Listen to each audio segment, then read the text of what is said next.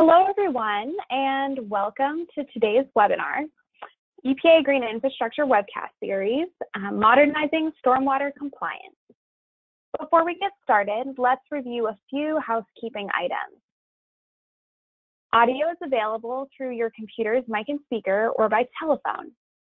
Your call-in number and access code are in the control panel box on the right-hand side of your screen. All attendees have been muted to minimize background noise. But if you have a question during the webinar, please type it into the questions box on the upper right-hand side of your screen, and we are going to have a dedicated time to answer questions at the end of this webinar. If you're experiencing any technical difficulties, please contact us and we will do our best to troubleshoot the issues, and you can do that by typing your concern into the chat box. I'd like to start off with two poll questions. So here is the first one. We're wondering how many people are viewing this webcast with you. You can vote by clicking on your screen. Is it just you? Are there 2 to 5 people, 6 to 10, 11 to 20, or more than 20 in the room with you?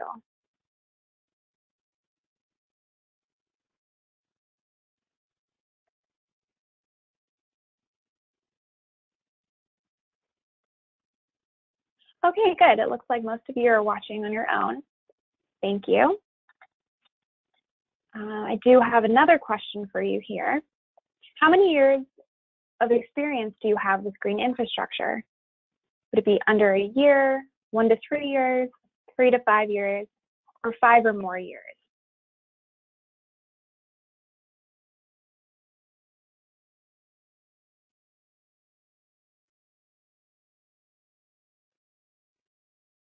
Excellent. Yeah, we have a really good range here.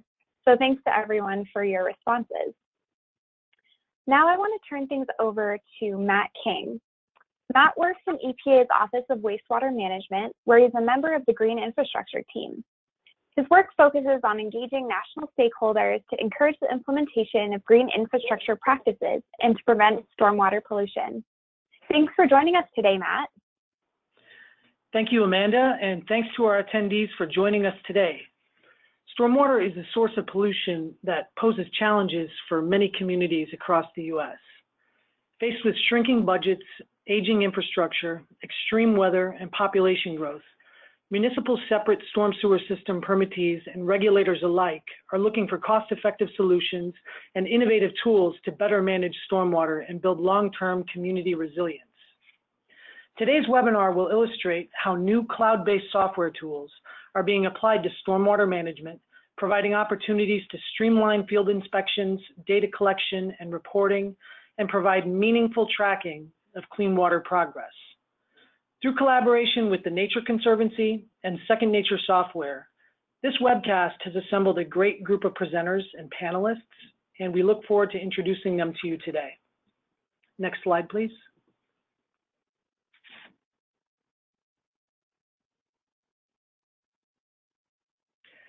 Today's webcast is offered as part of EPA's Green Infrastructure Webcast Series, which features the work of researchers and practitioners to highlight successful green infrastructure applications across the water sector. Of course, when we talk about green infrastructure, we're talking about stormwater management, and that's what we'll be focusing on more broadly today. If you'd like to learn more about our webcast series or about green infrastructure at EPA, please feel free to contact me at king.matt@epa.gov. I also invite you to check out our website at www.epa.gov/green infrastructure. This is an EPA webcast. The views expressed today by our presenters do not necessarily reflect those of the agency. Any mention of trade names or commercial products does not constitute endorsement or recommendation for use. Next slide, please. And lastly, before we jump into today's webcast topic, I'd like to invite attendees to sign up for our GreenStream listserv.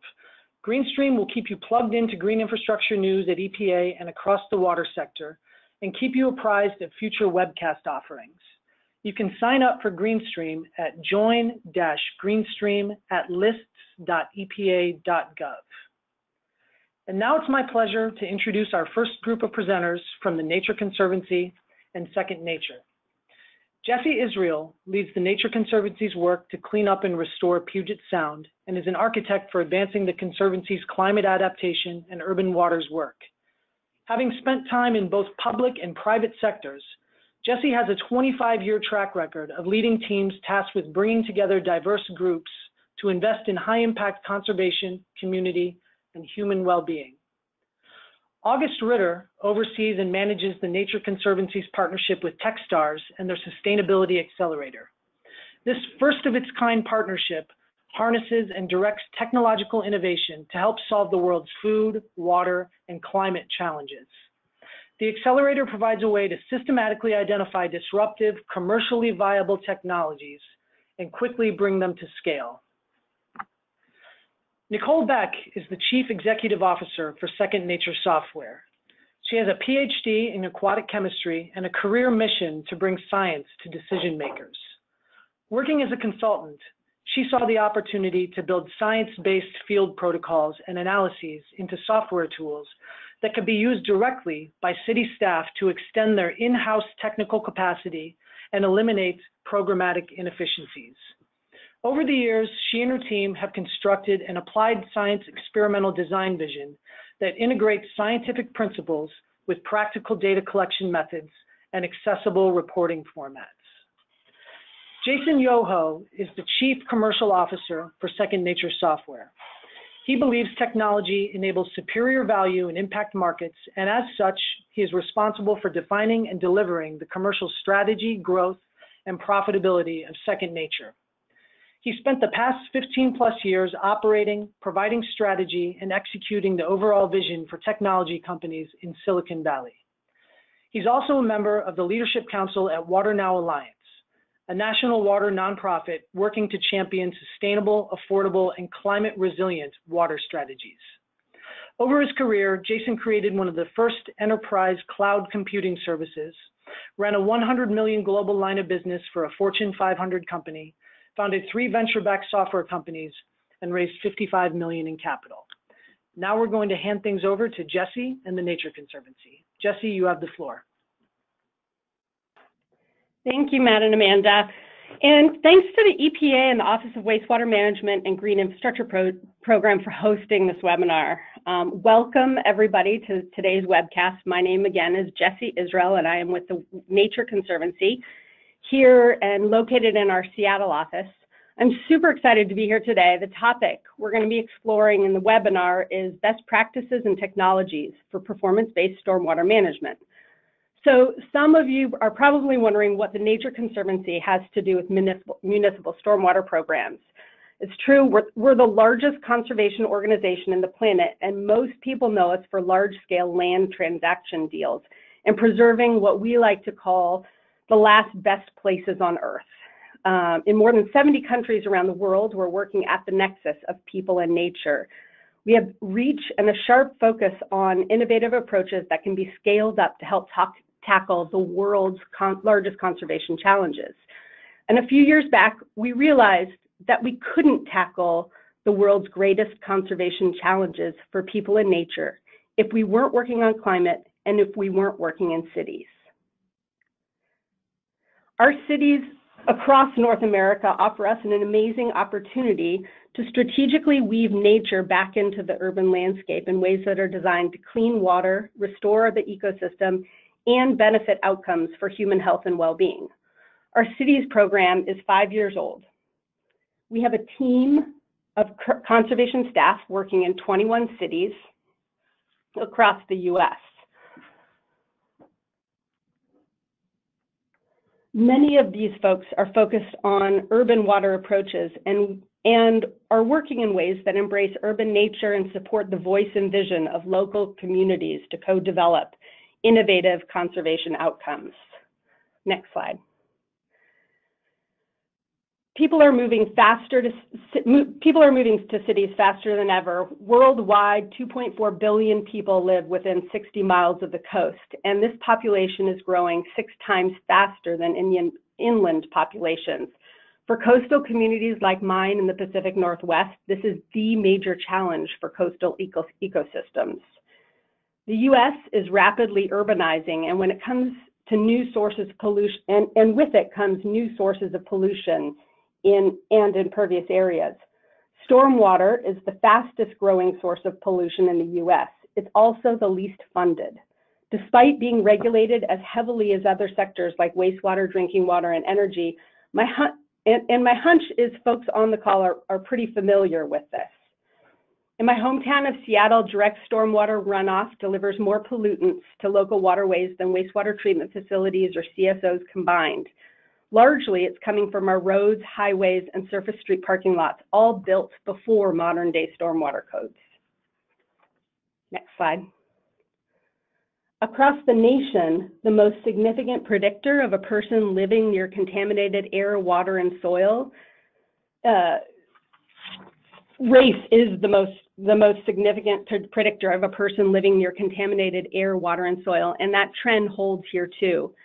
Stormwater is not just an environmental challenge, it's a human challenge, but there is hope. And while we're seeing 90% of our coho salmon in urban streams dying before they have a chance to lay their eggs, or orca whales, which are the most polluted mammals on the planet, we also see a significantly less depressing side. We see that green stormwater infrastructure works, and that when polluted water passes through soil systems, it will clean it. And I guess as it turns out, that nature is one of the newest, oldest technologies that can help this problem. It is helping in communities across the country. So the question that I'm asking, and we're asking at the Nature Conservancy, is how do we accelerate that work and do more faster? Next. In cities across the country, from Puget Sound to the Chesapeake, we're working with people and utilities to bring innovative new approaches to our work. Next. Decision support tools that model pollution loading so we can see the best places for investment. Workforce development programs that are training the next generation of contractors and GSI crews. Impact investment tools that unlock the power of private capital for public good. Community-based partnerships that unlock the power of human capital. Next. But with all this amazing work that's happening in both the public and private sector from thousands across the country, we're still not done. You know that, you know this.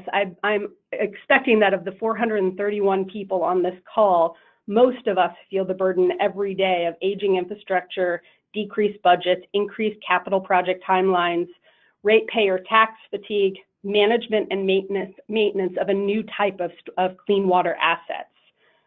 We should be making headway, but here in Seattle, in one of the most progressive and well-funded stormwater programs in the country, we're poised to solve 3.6% of the overall pollution problem. That's just not good enough for people and nature. So in the spirit of innovation, we want to work with you to find new tools and to develop new tools that can help us accelerate. So with that, I'm going to hand it over to my colleague and program director for the Nature Conservancy's Technology Accelerator, August Ritter. August? Yeah, thanks, Jesse. Really appreciate it. So stormwater is just one example, right, of a big global challenge that current solutions just aren't matching the scale of the problem. But you could say the same for climate change. You could say the same for agriculture. You could say the same for water security. So the Nature Conservancy, particularly as we look at the next 3 decades and the need to bring solutions to the same level of scale that the challenges are, is really trying to think about ways that we can partner with kind of unlikely groups to bring those solutions to scale. We're looking around at other industries. We're seeing technology completely disrupt entire sectors of the economy, and we're not seeing that same level of technological disruption happening in the conservation space or the sustainability space. So one of the questions that we asked ourselves as the world's largest conservation organization is there a role for us? Is there a way that we could help catalyze this technological development? How do we convince more technologists and entrepreneurs to build companies that solve problems that matter, rather than simply building apps that help people get their pizza 15 minutes faster? Next slide, please. As Jesse mentioned, we think a lot about scale. How do we bring conservation solutions to scale? One of the ways that we've done that in the past is really focusing on innovative financial mechanisms. There's a number of examples that we can point to, debt for nature swaps, water funds, the list goes on, but I'm not going to go into all of those. We also look at policy as a really effective lever for achieving scale, right? Bringing conservation solutions to scale. And increasingly, we're recognizing that there's a needed role for technology to be looked at as a lever for achieving scale. And so with that, we launched a partnership with a company called Techstars. Techstars is based here in Boulder, Colorado. I'm in Denver, Colorado. And really, they're kind of globally known as this organization that helps entrepreneurs succeed. The primary way they do that is through their accelerator model. They have 49 accelerators around the world. 26 of them are run in partnership with Fortune 500 companies like Amazon, Target, Cargill, that are focused on cultivating innovative disruption technology in specific sectors. So the Nature Conservancy joined up with Techstars to launch our own accelerator that's focused on helping sustainability entrepreneurs bring their solutions to scale. Next slide, please. So what is an accelerator? So our accelerator is an in-person, essentially 3-month boot camp for some of the world's best entrepreneurs to help them scale up their companies. Our accelerator is a partnership that's going to last 3 years. We run one accelerator per year, so we have one 3-month boot camp every year. We ran our last one in 2018. We're currently right in the middle of our second one, and then we'll run another one next year. Essentially, how the accelerator works, you spend 4 or 5 months recruiting kind of the world's best technologists, right? We look around the world at companies that are solving the same problems that the Nature Conservancy cares about. This year we had several hundred apply to the program. We put those companies through a very competitive selection process, and we choose the top 10 and invite them to come to this in-person 3-month accelerator here in Denver, Colorado. There's a number of different kind of components that make up the accelerator. One is an investment made by Techstars. The other is a partnership with some world-class mentors, programming on running and scaling company, introductions to investors, and then engagement with an organization like the Nature Conservancy, where we partner some of our subject matter experts, like Jesse Israel here on the call with us today, who can really help these companies think about kind of scaling up the impact that they have in the world. Next slide, please. So like I said, we're right in the middle of our second accelerator. We have 10 companies, 10 really exciting companies, and one of those companies is Second Nature. I would go into detail about why we decided on making them an offer and asking them to come into the accelerator, but you're about to hear from their CEO and Chief Commercial Officer. And so why don't I take this time to hand it over to Nicole Beck, the CEO, and Jason Yoho, Chief Commercial Officer. All right, August, thank you so much. And thanks to the EPA, and of course, a big shout out to Jesse for moderating today. I think you all are in for quite a treat. For those of you who don't know Second Nature, our team is passionate about practical and sound science, and we've spent years iterating on the applied science model to accelerate stormwater management. We really see an opportunity for software informed by science to efficiently integrate all the tasks and reporting required by stormwater programs across the country, state by state. We believe the foundation of a commercial stormwater platform is best served by a geospatial database. And this allows, it's for a number of reasons, but it allows the stormwater information to be managed on a drainage scale. And that is really critical to remind ourselves how fundamental the hydrologic link is between the urban landscape and the regulated receiving waters, is when we consider potential solutions to reduce pollution or evaluate how well stormwater programs have done at making progress towards clean water goals. We've been keenly focused on operationalizing and centralizing a common language that includes nomenclature and inspection protocols and analytics and reporting formats for all of the common elements in stormwater permits across the country. And we think we can help stormwater programs collect better data more efficiently and then turn that data into reliable information that informs stormwater program decisions. We all collectively know that if we better manage the urban landscape and make better use of the rain that falls in our city, stormwater is going to be cleaner, and that will contribute to making our waterways healthier. We also all know that green infrastructure can improve stormwater quality, but it's way more than that. Infiltration and capture and reuse reduces downstream flooding. Greening and trees cool neighborhoods. Green space just in general makes people happier and healthier. We all know the solutions, and we're collectively need to implement them at scale. With trillions of dollars of aging infrastructure that needs to be replaced, there's really an opportunity in front of the stormwater industry to accelerate distributed green stormwater solutions, and in the process, making cities more resilient to climate change. Commercial cloud solutions like our platform just makes planning and managing these green assets a heck of a lot easier. And lastly, I'll add that we know that in order to make real progress, the stormwater problem and the solutions, they need to be local.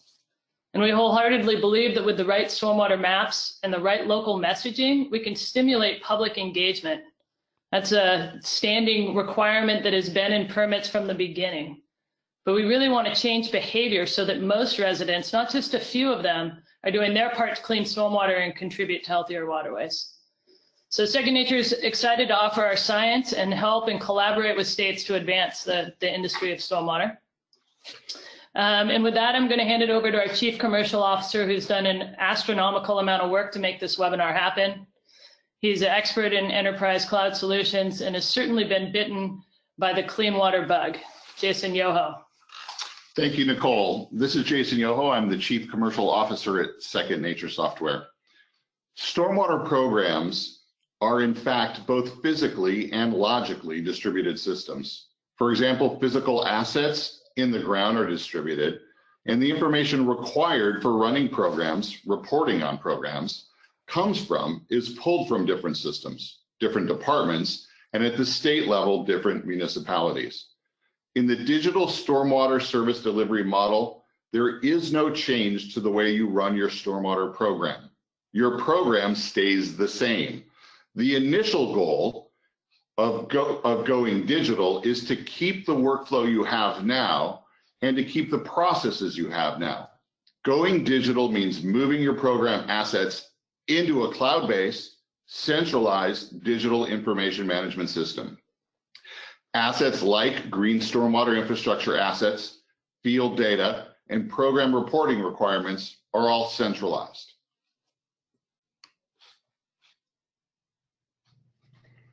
Once they're centralized into a cloud-based information management system, information can be exchanged in a scalable way. That's the starting point.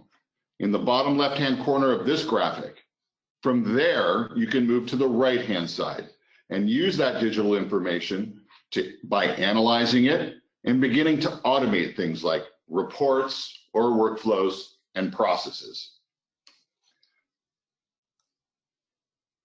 As an example, take the case of MS4 Phase 1 permit holder, the city of Salinas. Salinas is a very robust user of the Second Nature platform. It's a city in the central coast of California with a population of about 160,000 people. Their waterways drain to the Monterey Bay, a protected marine sanctuary, an important fishery, and an important tourist destination. They have 5 rivers and streams listed as impacted on the 303D list. In 2015, Salinas was found to be out of compliance with their permit. The EPA, the state, and local NGOs were taking action against the city. Like many municipalities, the Salinas Stormwater Program was not based on a digital stormwater information management system in 2015. Most workflows and processes were manual and information was siloed. Their annual report alone took over 1,000 hours to compile, and it was a 2,800-page PDF. In 2017, in response to the situation, Salinas made the decision to go digital with their stormwater information management systems. They brought in Second Nature software to help them. The results are meaningful. Today, 2.5 years later, their program's digital. They can see all their green stormwater infrastructure assets in a geospatial system. They can assess their condition. They can analyze the performance of their program to their goals. And with a click of a button, they submit their digital annual compliance report to their state regulator. No more 2,800-page PDFs. In partnership with the Nature Conservancy, I'm pleased to announce today that we are offering a technology pilot for state regulators interested in exploring how to plan to go digital. The response and interest in participating in the pilot has exceeded our expectations. So if you're interested in talking to us about it, please use the link here to get in touch. We'll also show this link again at the end of the webinar today. There are a limited number of spaces in the pilot, so reach out early and we'll have an exploratory conversation. With that, let me turn it back to Jesse to kick off the panel discussion. Thanks, Jason.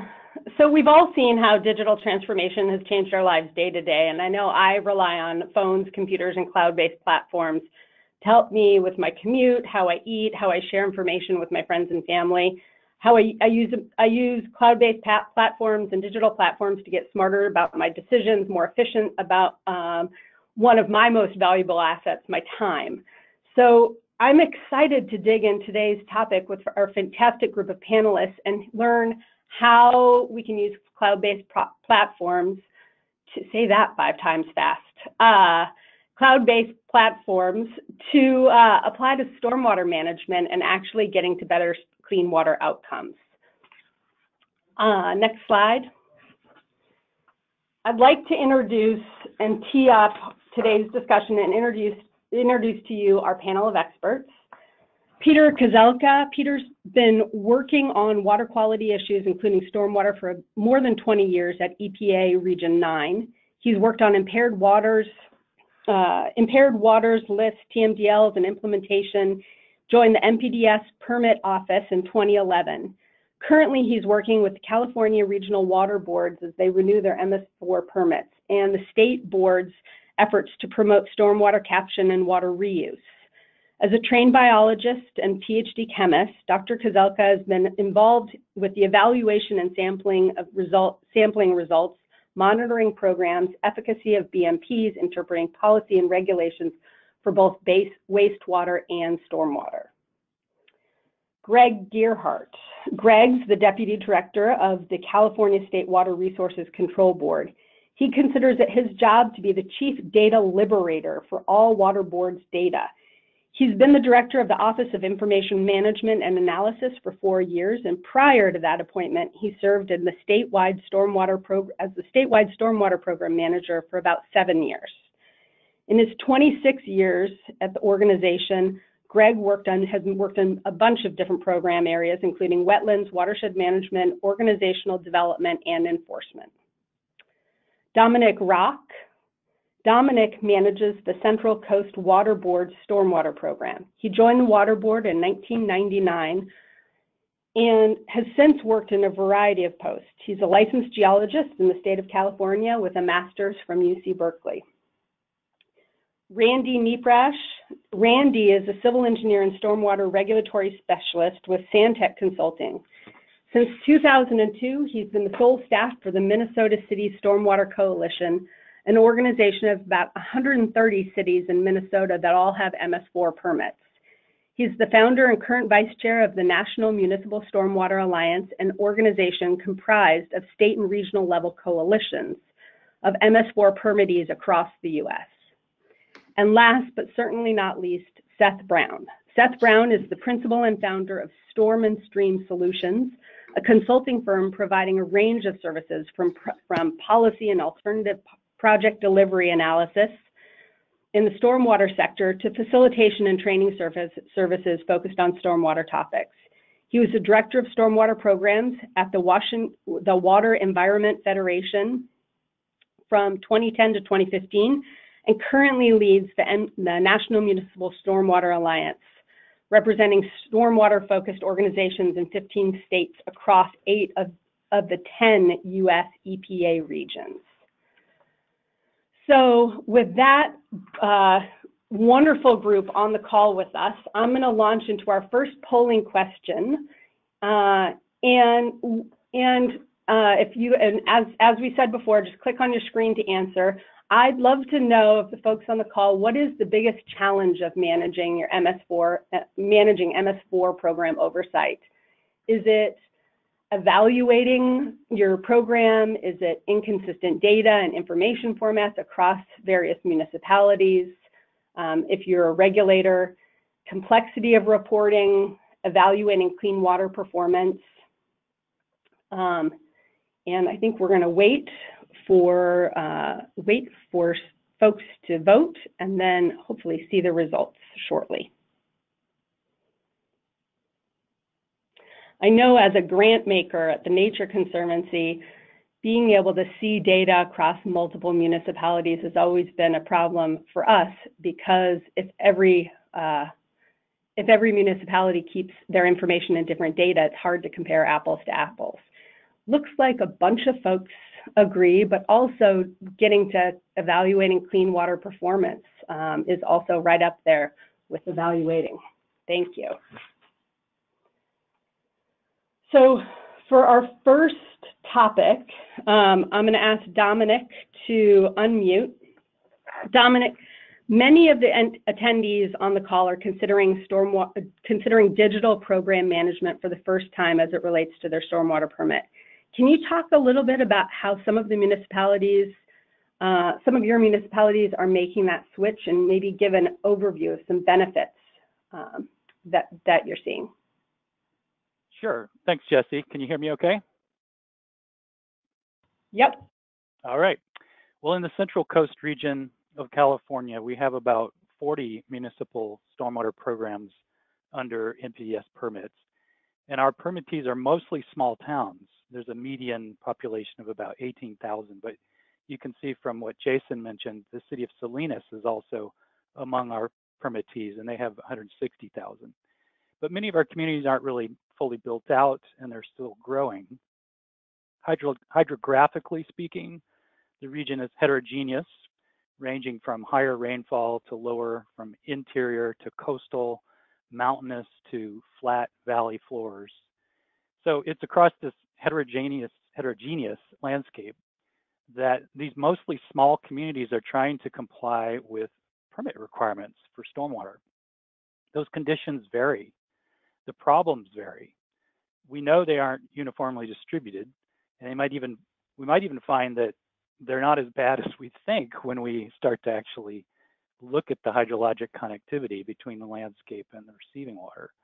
So we really need to know the flow, know where that water is going.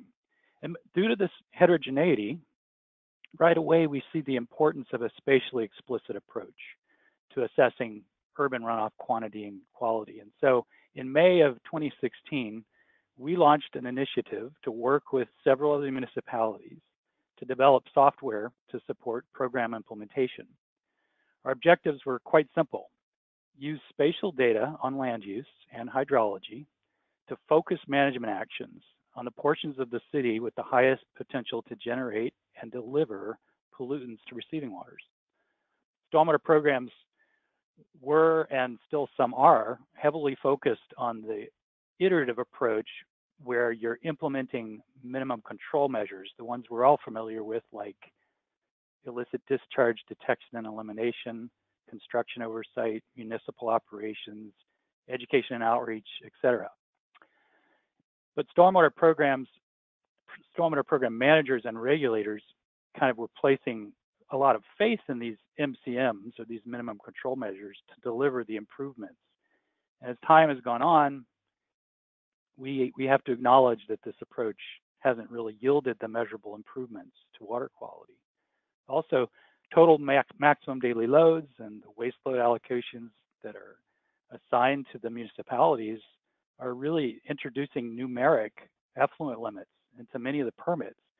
So there's really a need to go beyond that faith-based approach to efforts that focus on quantifiable, spatially explicit outcomes for water quality. So our initiative's simple objectives to help the cities identify the areas of their communities with the highest potential to generate and deliver pollutants to receiving waters really represents a shift from a faith-based approach to a performance-based approach that's centered on pollutant load reduction. But that shift can't and won't happen overnight. These are small communities with limited capacity. So it's important to share with them and to know where to start and to have the right tools to start. So our initiative was designed to identify how to get started and to provide those tools to move forward.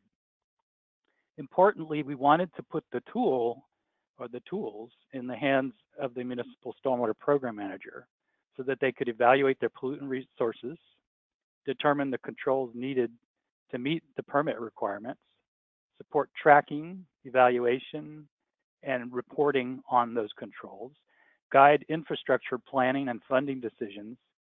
And really all municipal stormwater permittees in California need a long-term analytical foundation to establish and maintain a robust stormwater program.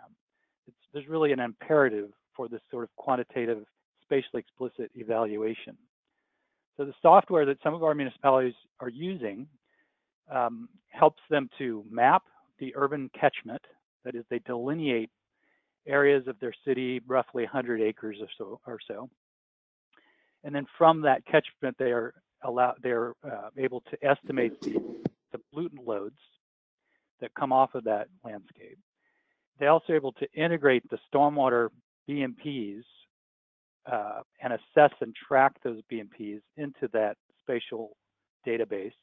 They can prioritize the catchments based on the estimated pollutant loads and the relative risks to receiving water quality. And it also supports, the software also supports a greater standardization in how those assessments are being conducted, which is really important for regulators like me, who have a very large region and to evaluate effectiveness. And key to the software is that you're able to communicate the results directly to the regulator. I think Jason said with the push of a button, and it's generally simple like that. You can get that information to the regulator with a relative ease. Now, Jason did give you a little more detail on the city of Salinas, which is our permittee that's really taken this to the most advanced degree. But a lot of our other municipalities are recognizing that there's just real advantages to pursuing this approach. For regulators who are out there in the audience today, I think it's important that you recognize the strength of that spatially explicit approach, and that you set up your permittees for success in improving their programs and demonstrating compliance by promoting their use of either cloud-based or some sort of digital approach to stormwater management. I think they need to really understand the importance of improving the mapping and the delineation of their catchments, the importance of using good models for both hydrologic runoff calculation as well as loading calculations. And it really helped if the tool was something that they could use themselves.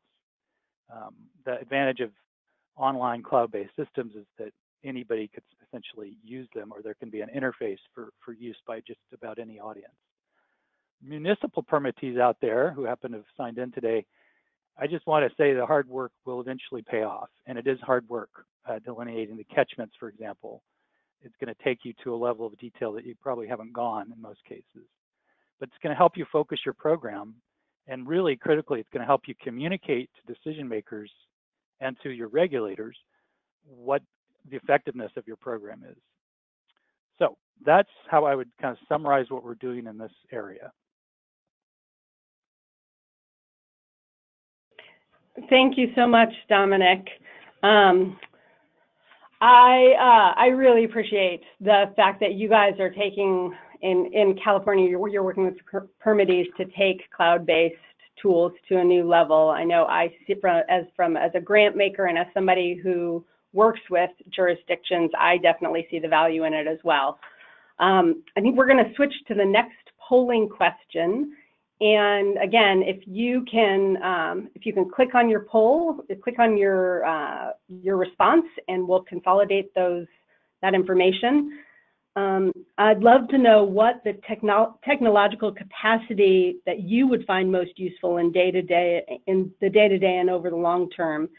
Is it the ability to log into a cloud-based reporting portal for periodic updates from your MS4 permittees, a common stormwater data management system, an automated reporting system adopted universally across all EPA regions, or a centralized system that aggregates stormwater best management practices and the ability to share learnings with other states and municipalities?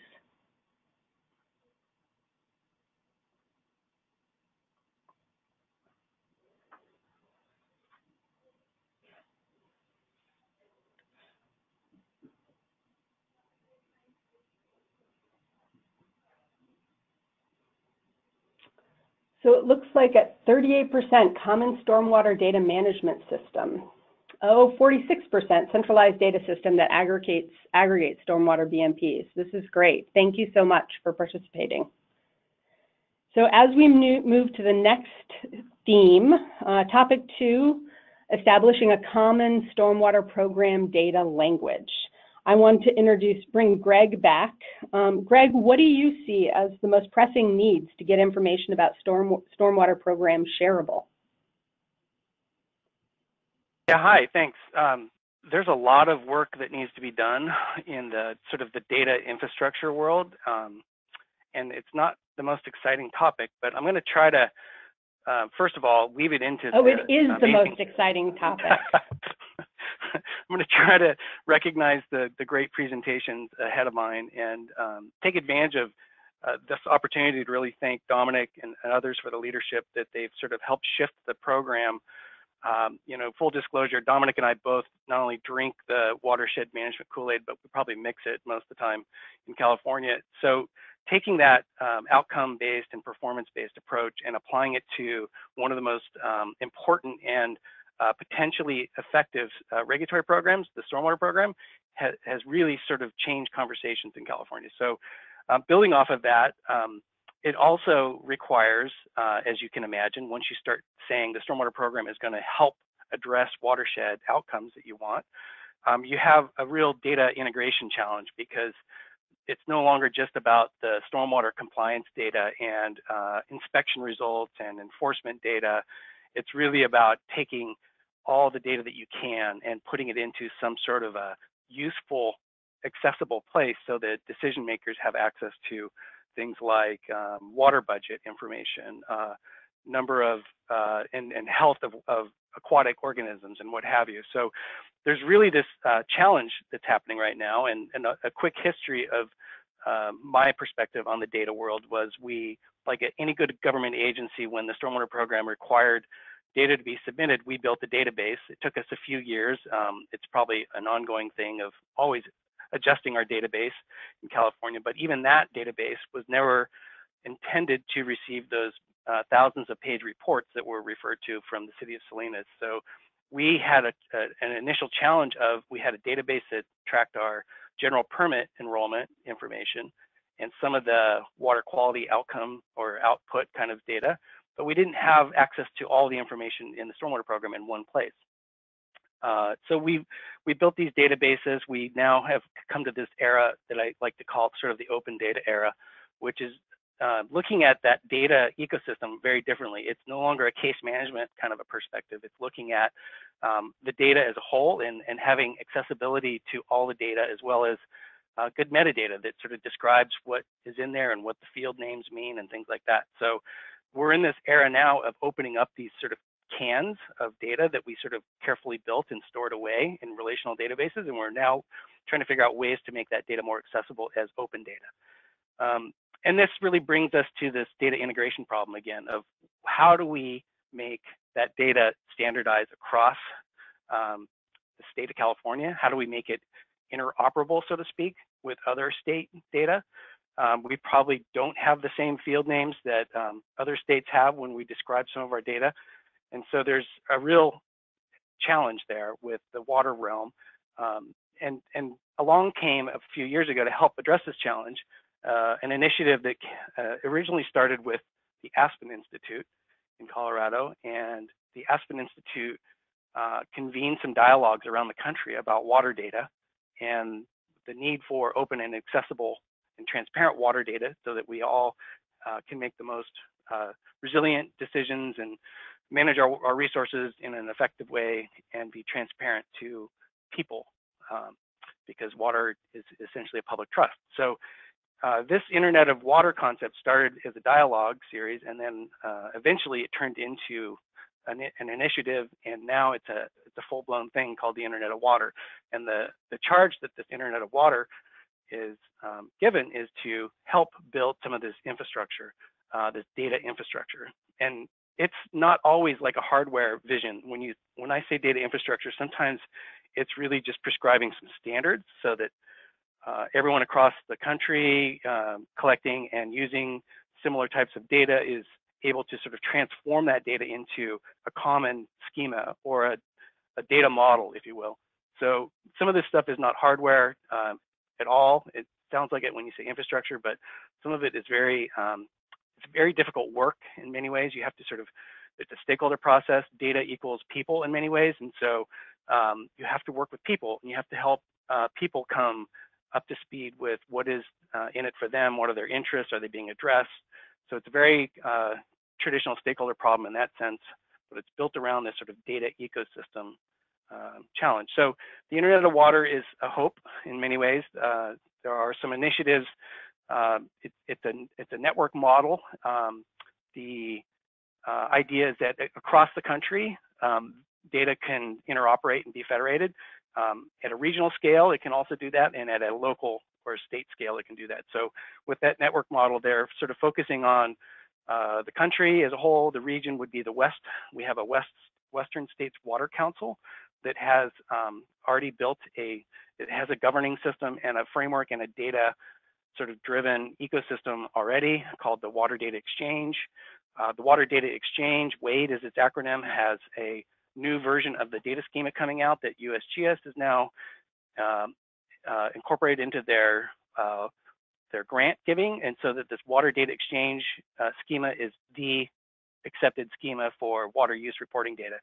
How does that relate to stormwater? Well, water budgets are now, especially in California, getting down to the scale where people want to know how much recharge is occurring due to stormwater, best management practices, and green infrastructure. And this is now being sort of accounted for in these larger transactions and conversations. So as you can see, it's really about bringing all this data together, and to do that, you have to sort of make it blend together. I will say the last sort of thought that I had about this challenge is it's also really exciting because right now the convergence of these programs, this sort of open data approach, open data is really why you can drive around and get directions from your phone. And so it's changed the world already, and it's going to change the water world. It's just a matter of time. And the convergence that's really exciting to me is that people now really care about the stormwater program. Many people in California are frustrated with the amount of trash in their waters. We have trash requirements in our permits. And so this comes along as a really good opportunity to engage the citizens of California or the communities in the whole country. And we actually are terming this a civic data engagement kind of an activity. So how do we go out and talk to people about data? And one of the things we're doing with trash is we're conducting these datathon events where we're building different data schemas around the trash world so that we can answer management questions about trash, microplastics, plastics, tobacco waste, all sorts of different management questions overlay on that sort of trash data topic. So these datathons are a really good way to sort of get the best minds in a room and start almost like a hackathon, but more about the data itself. And so the Internet of Water is supporting all of that, and I'm excited about the future. Thank you so much, Greg.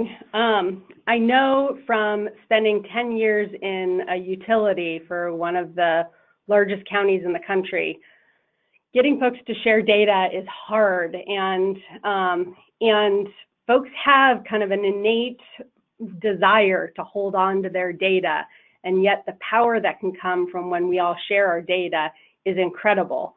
And even just the power of using artificial intelligence and cloud computing and machine learning to be able to make new associations from data once it's all in a common place using a common language.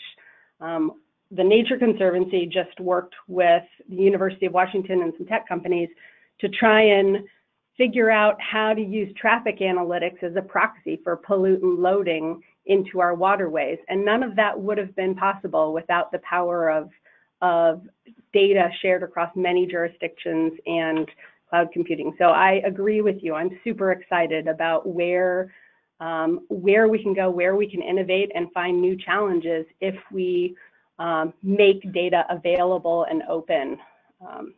So it is super exciting stuff from my perspective. Hey Jesse. Oh, Jesse. Hey, it's Randy. I think Randy Naprash had he wanted to add some to that. Randy, did you want to make a comment to the previous slide? Sure. Thanks, Randy. I had a quick comment, actually going back to Dominic's question, which is other ways that cities and permittees are using digital platforms for stormwater management. We have come to understand that maintenance of all these best management practices that we're installing is absolutely essential. But for every city, we're talking hundreds or thousands of installations already and more coming every day. We have a number of cities here in Minnesota that are using software-based work order systems to make these management tasks much more manageable. We also, the permittees have inspection responsibilities, sometimes for these structural devices and outfalls, but also for construction sites. Web-based inspection platforms can enable field inspectors to use tablet-based checklists to do their work in the field very efficiently, and then bring that information back and make reporting, enforcement, and record keeping much more efficient as well. Thanks. Oh, thanks so much, Randy. You're absolutely right. You're absolutely right. And it allows you to integrate with some new IoT real-time sensor technologies too, once you're moving in this direction. The topic and third polling question: in what areas would a common data elements and standardized program language assist stormwater permit holders? Current measurement and evaluation methods. And is your feeling that current measurement and evaluation methods are really good enough? You're unsure of performance programs and how it aligns with other metrics?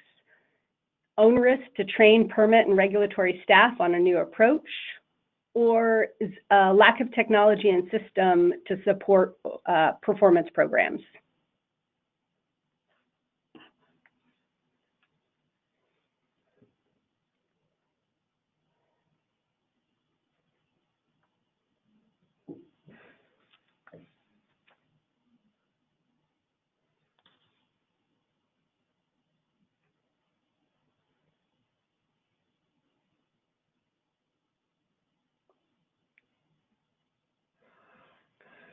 Great. It looks like there's the lack of technology and system to support that. Most people, more than half of you, feel that there's the lack of technology and system to support a performance program, or are unsure about how it aligns with other metrics.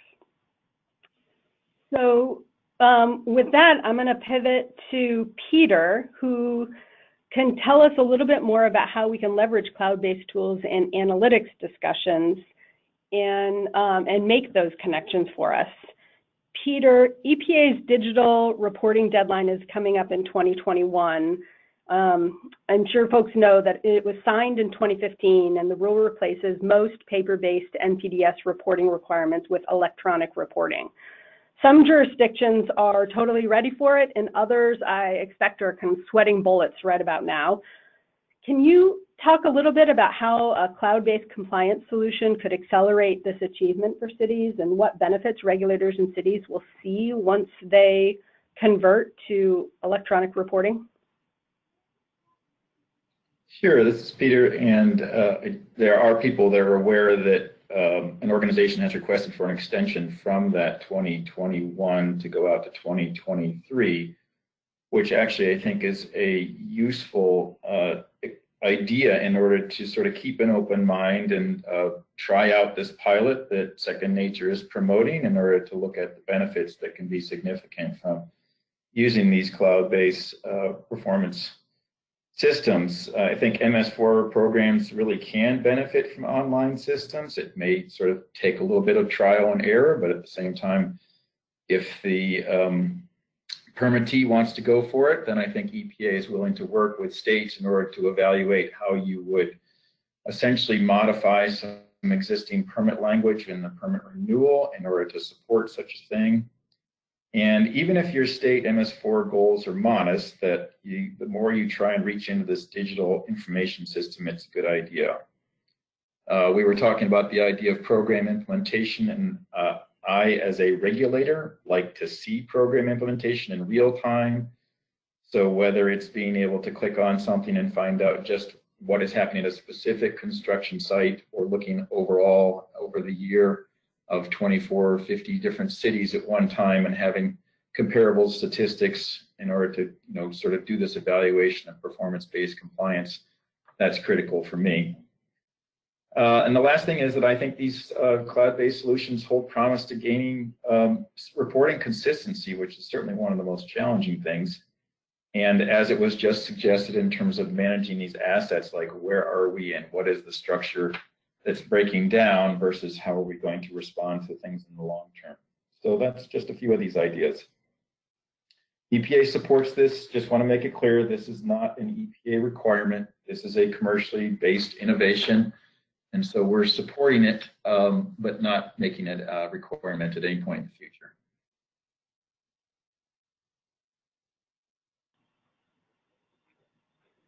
Great, thank you. And now looking at the next topic, and I'm going to tee up Seth here.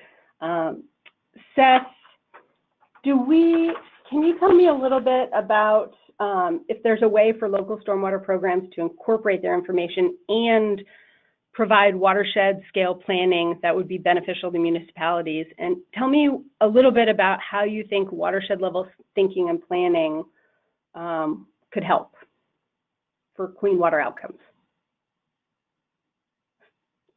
Thanks for that question. Watershed-based, perspectives and applications for stormwater open up just a wide array of benefits, I think.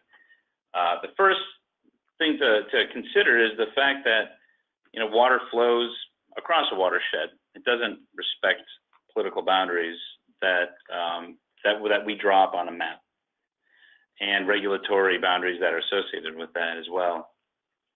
So considering the holistic nature and watershed-based nature of stormwater flows going across the landscape, it's clear to see that if we can use a common language for data across jurisdictions within a watershed, using cloud-based platforms, you can do things such as gain scale on optimization. You can look at the existing infrastructure you have and use real-time sensors as an example. And I know there's a lot of research being done in this area to look at the ability to optimize conveyance and treatment systems across a watershed. So again, having applications that can collect common data sets and data streams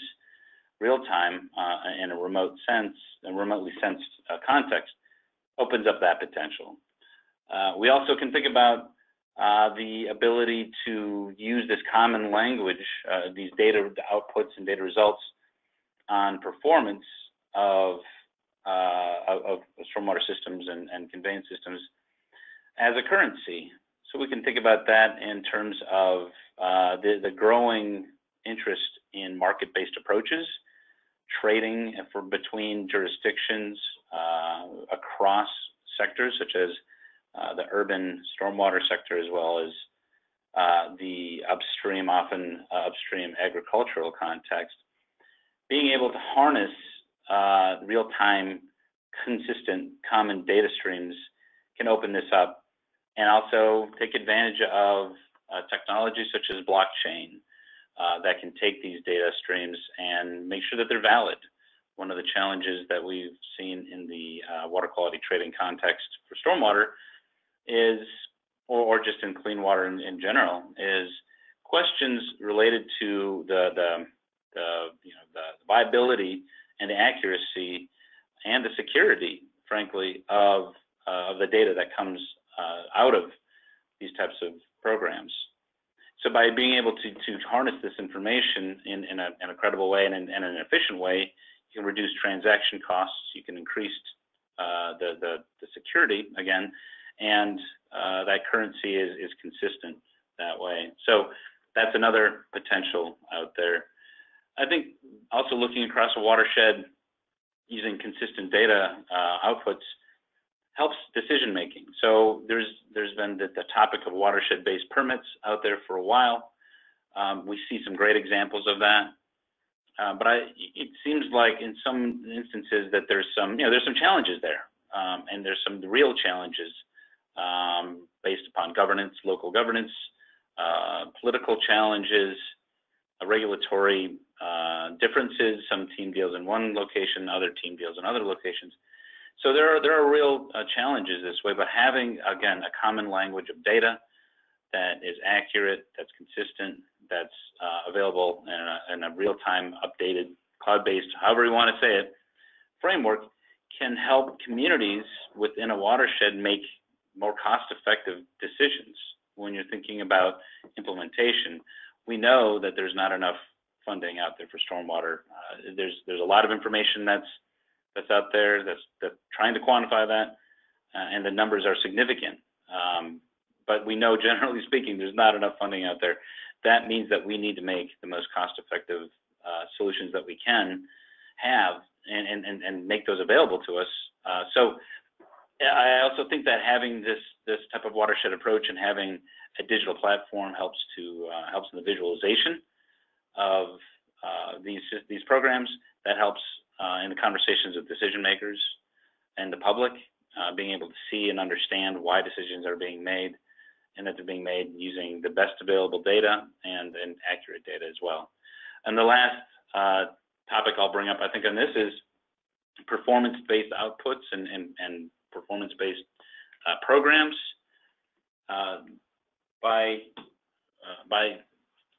looking at a watershed, at the end of the day, we need to understand and we need to consider and appreciate the fact that our programs have to work. They have to be effective. That's a challenging question regulatorily as well as technically, but it's increasingly it's more viable every day with new sensor technology, as well as, again, consistent data streams that are remotely sensed and available in a cloud-based kind of platform. So by being able to, again, trust the data that you get, you can look at that performance data, and you can set up a contract that states that payment made for implementation, for capital investments, as well as ongoing maintenance can be tied to the performance of these actions. So that way, again, stormwater program managers can pay for what is performing, and they can pay for what's working, and not pay for what's not working and what's not performing. And again, I think having a watershed-wide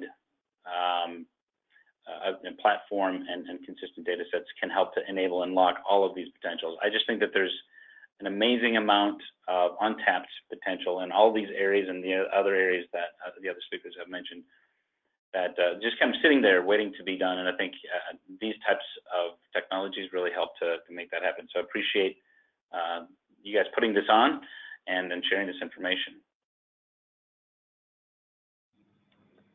Seth, I couldn't agree more. I know that in the Nature Conservancy's work, we put resources into decision support tools that are geared to kind of help communities think and act at a watershed scale. And we do it because we think that buying down the cost of strategic planning with these kinds of tools that rely on machine learning and sensor technology, it allows more money to go into stormwater action, and it also allows us to unlock private investment, because we're now talking, rather than a parcel-based approach, a watershed-based approach. And that's where you really get to clean water outcomes. And it helps the permittees, in particular the phase 2 permittees that we work with, get out of a perpetual planning cycle and into a cycle of implementation, which is really what water and communities, what both water and communities want. We are getting towards the end. We still have a little bit of time left, and I wanted to pull in Randy. Randy, if we can move to the next slide. Randy, you work with permittees and regulators alike, and after listening to this panel and thinking through the folks that you work with, where do you see opportunity ahead? Next slide, please. Thanks, Jesse.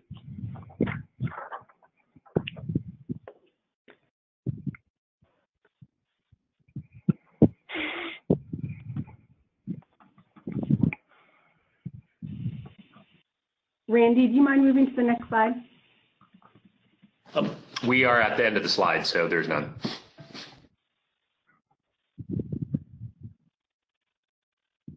A pilot slide, please.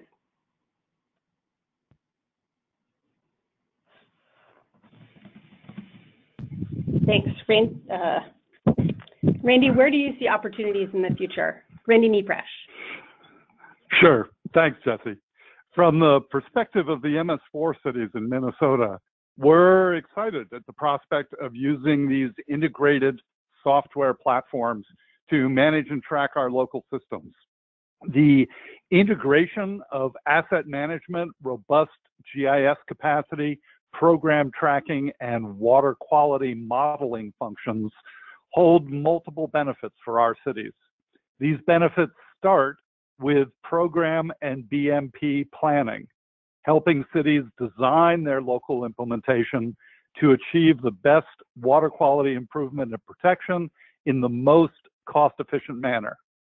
Then we move on to each city managing hundreds or thousands of structural BMPs and multiple local programs, such as public education, illicit discharge detection and elimination, construction site management, and municipal good housekeeping. I touched on that just a bit in my earlier comments. The right software will help cities manage all this much more efficiently and will enable adaptive management over time. This also holds the potential for helping our cities with measuring the impacts of our work, assessing progress toward water quality improvements, gauging permit compliance. Such robust software offers a useful alternative to stormwater monitoring, which is frequently prohibitively expensive and diverts funds from on-the-ground implementation work.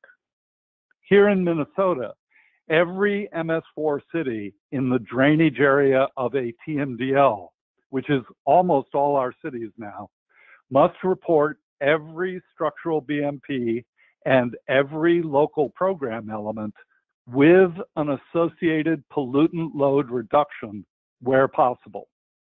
This is a significant tracking and reporting challenge, both for the permittees and the regulators, that cries out for exactly the type of software tools that we've been talking about today.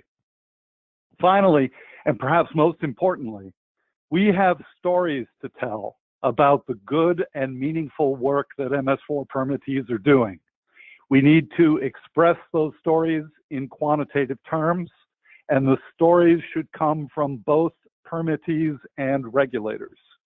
These stories need to reach the general public and decision makers at the local, state, and national levels. The MS4 programs and the significant positive environmental outcomes resulting from them are too little known and generally underappreciated at almost all levels. Robust local reporting in consistent form from widely used software platforms has the potential to be the basis for quantified reporting to city councils, state legislatures, Congress, and the general public. Now, in our view, that's some very exciting potential. Thank you so much, Randy. I couldn't agree more. I'm going to pass this off to talk about the development of a pilot program that Second Nature is proposing. I so appreciate everybody's time today. I feel like all the folks on this call and the panelists, like, you're my people, and people who understand the complexity and the complicated nature of solving stormwater at a scale relevant to clean water outcomes. We know that solutions aren't easy, and we need folks that are ready to embrace new approaches, ready to act and keep learning and evolving. And for all of us in the communities that we serve, getting this right means protecting the water that all life depends on. So with that, thank you to our panelists, and I'm going to pass it to Jason. Thank you, Jesse, and thank you, panelists, for really an outstanding webinar. Just real quick, a couple of closing words from my standpoint. You see a slide here with contact information to engage with us, to begin the process of just determining is this a good fit. We work with companies, or we work with municipalities, and we work with state regulators across the country, and we fully realize that everyone's permit, everyone's situation is unique. As Nicole said at the very beginning of the webinar, we're excited by and see it as an opportunity that this is a local opportunity for us all to work together, but it can have a big impact from a watershed perspective or from a state perspective. So I would encourage you to reach out, and we will take you through a process of determining where the right starting point is for you and how to quickly determine and put in place a plan of action to see results. So with that, I'm going to go ahead and turn it over to Randy from Second Nature, who's going to facilitate kind of some Q&A and additional panel discussion to close everything out. Thank you, Jason, and thank you everybody who submitted questions. We have a lot of questions coming in, and if we did not get a chance to address it, we will follow up with you directly too as well. Just before we jump in, does any of the our esteemed panelists today have any other additional comments to make about any of the topics we discussed here today?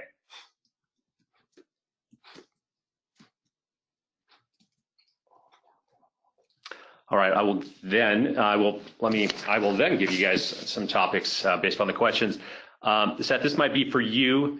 With the U.S. Army Corps of Engineers report card for stormwater infrastructure to come in 2021, how do you see advantages to a common language to basically inform this nationwide stormwater effort? Okay, thanks for that question, Randy. Just to clarify a little bit, I think we're talking about the American Society of Civil Engineers infrastructure report card. I assume that's what the acronym was referring to. Assuming that's correct, I think that a common first of all, having e-reporting move forward is going to be a very good thing, as well as having consistent data streams, or maybe I don't know if Jason likes this word, standard or consistent, whatever it is, data fields, data elements within stormwater programs, as much as we could help to really enrich the data poor landscape of the stormwater sector. Just in general, just in working with the ASCE related to the infrastructure report card, and for those who don't know what we're referring to, just want to, I guess I'll take a step back here. Several groups, Water Environment Federation and the National Municipal Stormwater Alliance, worked with the ASCE to provide the right information that's needed to get stormwater included in the infrastructure report card for the first time ever, starting in 2021. And in working with ASCE, it was very clear that the water sector writ large is relatively data poor. And within that context, stormwater sector is even the worst, I guess, on the worst end of that spectrum of data poorness. So anything that can help us provide more consistent and greater volumes of data is going to help us and will help keep us in the infrastructure report card, and we can also, the longer we're involved with that, the more that we have the potential to see longitudinal trends, which is something we really need to have. And compare us with the other sectors, such as transportation sector, where there's a national bridge inventory. Every single bridge has a number. It's all consistently identified, consistent data elements, I'll say, associated with bridges all over the country. And that database is updated on a monthly basis. So that should be kind of where we're shooting for. I know that it's, a bridge is a little bit more of a standard or consistent type of thing than stormwater practice. But I think we can get much closer, and by being able to see this transformation through on the data side, we're going to just, again, break open the lack of metadata and the data poor landscape in the stormwater sector. That's going to help us move forward on leaps and bounds in the infrastructure report card as well as in other areas. Great. Anybody else want to provide, any other panelists have any other additions to that question? All right, well, I'll move to the next one. And Peter, this one is more directed to you from an EPA perspective. I like the idea of using a common data standard and methodology. How do you see this being implemented across the EPA regions, especially as folks implement the Clean Water Act? Yeah, thanks for the question. I think it's realistic to say that this will be within a state and EPA region partnership. It would be nice to see EPA headquarters provide some consistent guidance. I don't know if that will come out immediately, but I suspect that something will start to sort of flourish from the states to the regions and then eventually across the regions. So it may take a little bit of time, but the common reporting formats would be appropriate. And then it's also kind of useful to have these sorts of things where people provide sort of follow-up and lessons learned, and Aqua, I think, will be involved as well because they're obviously working with the states. So that's helpful. Great, thank you. And just to folks, a few people asked, on the white paper, there's no space in between this and folks will be able to get to it. So it's just best practices, one word after the /. Another question is, to date, how have regulators leveraged this approach that you're advocating with this pilot program, especially when it comes to writing permits? Who would be a good person for that one? Dominic? Yeah, I'd have to have a little more deep knowledge of the pilot project itself, the proposal out there, to answer that specifically. But I will tell you that we recently approved a phase 1 permit that included language essentially saying that the permittee needs to be in compliance with their e-reporting rule from the EPA. And that sets us up to now figure out how we can integrate, because we want to work with our permittee to make this happen, but how can we integrate the permittee's reporting requirements with their existing information management system? At this point, the reporting requirements that are in draft form, the e-rule, appear to set up a fairly rigid what they call a permit application template in a database format would be the concept, and then the permittee would go in and fill that out on some sort of a database. What we'd like to do is be able to integrate what the city's already doing with that template, and once again go to the ultimate holy grail, which is to press a button and submit all your data, your reporting data. So the annual reporting requirement is going to be a trick to figure out, but hopefully, and what I'm understanding from this discussion of the pilot is that maybe we'll mine some of that potential with the pilot project and find a solution in that regard. Great, thank you. I think we're running low on time now, so with that, we'll wrap up. And for folks that did not get their questions answered, feel free to reach out to us. Our contact information is here on our website. And again, to the links to the pilot program and the white paper on here too as well. Before we close it off, I want to make sure we thank everyone here. First of all, thank you so much, Matt King from the EPA, for letting us participate in this very important webcast. Thank you, Jesse, for being an amazing MC today, and August Ritter from the Nature Conservancy to help work getting this, pulling this webcast together. And then our esteemed panelists, Peter, Greg, Dominic, Randy, and Seth. We really appreciate you taking your time out today, providing your insight, experience, and perspective to this webcast. So with that, we'll turn it back to Amanda to close this out. Great, thanks everyone. Yes, thank you to all of our panelists. What a great discussion we had today. So, and with that, I think we can wrap this up unless Matt, you have any closing remarks. Thanks, Amanda. Before we adjourn, I just wanted to echo that thank you. Thank you very much to Jesse, August from the Nature Conservancy, Nicole, Jason, and Randy from Second Nature, and to our expert stormwater panelists, Seth, Greg, Jesse, Peter, Randy, and Dominic. We sincerely appreciate you sharing your time and expertise and giving us the opportunity to collaborate on this webcast. And lastly, I want to thank our attendees for joining us today. We appreciate your interest in this topic and hope you'll tune in to future webcasts.